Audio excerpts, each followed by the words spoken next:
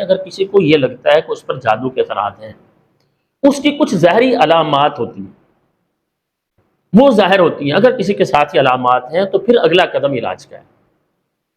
اور وہ علامات کیا ہیں؟ سب سے پہلے نمبر پہ جس پر جادو کا مسئلہ ہوتا ہے، اس کی بیماری کے علاج میں اسے ایسے پتہ چلتا ہے کہ وہ معالجین کے پاس جا رہا ہے، ٹیسٹ ہوتے ہیں، ڈاکٹر اس کے ٹیسٹ کرتے ہیں، اس میں بیماری زیرو ہے،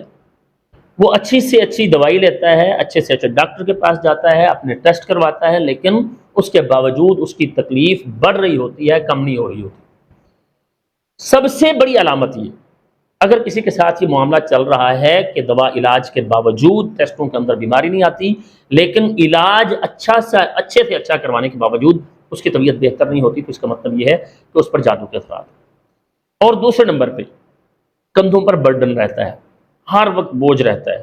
گھبراہٹ ہوتی ہے، اور بالخصوص اس کا ٹائم ہوتا ہے عصر سے مغرب تک کے جو درمیانی وقت ہے، تو یہ۔ اور اس میں ناظرین ایک بات اور یاد رکھنے والی ہے، اگر کسی پر سائے کا مسئلہ ہو تو اس کی تکلیف کا کوئی ٹائم طے نہیں ہوتا، وہ کسی وقت بھی تکلیف ہوتی ہے۔ اور جس پر جادو کے اثرات ہوتے ہیں، جن جنات کو ہر راز پہرے دار بنا کے مسلط کیا گیا ہوتا ہے، ان کو ان کے ساتھ ٹائم طے کیا ہوتا ہے، انہیں کہا ہوتا ہے کہ یہ ٹائم ہے، ان پر آپ نے ان کو جا کے تکلیف دینی، اور بہت سارے جو جادوگر ہیں انہوں نے ڈیوٹیاں ایک ایک جن کی کئی مریضوں پر لگائی ہوتی ہیں، اور وہ جا کر ان ٹائموں میں ان کو تکلیف دے رہے ہوتے ہیں۔ تو اگر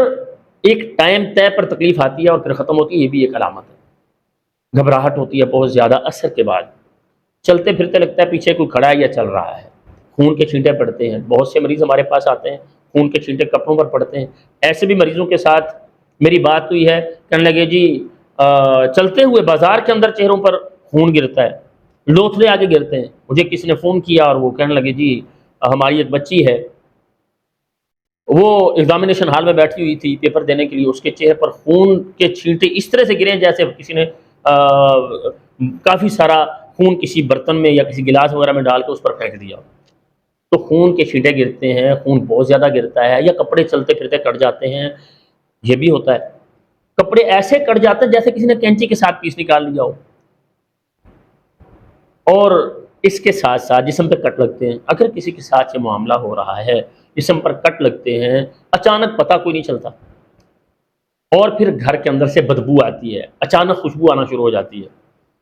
تو یہ علامات ہیں۔ اور اس کے ساتھ ساتھ بعض مریضوں کے ساتھ یہ ہوتا ہے کہ جن پر جادو کے ذریعے جنات مسلط کیے گئے ہوتے ہیں، ان پر بے ہوشی آتی ہے،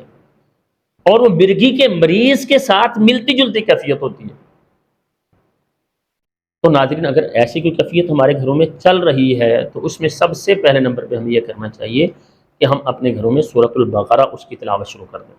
صبح و شام کے اذکار کی پابندی کریں، لا الہ الا اللہ وحدہ لا شریک لہ لہ الملک ولہ الحمد وہو علی کل شیء قدیر، 100 مرتبہ صبح و شام پڑھنا شروع کریں۔